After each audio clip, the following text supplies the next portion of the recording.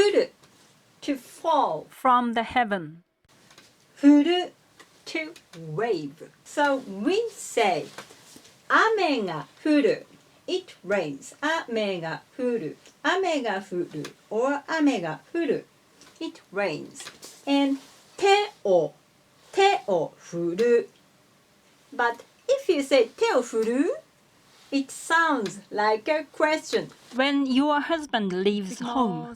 いってらっしゃい。ねえねえねえ手を振る振らない so we usually say 手を振る very flat 手を振る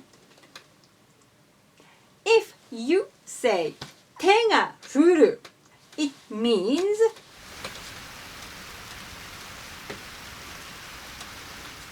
it's like a horror movie.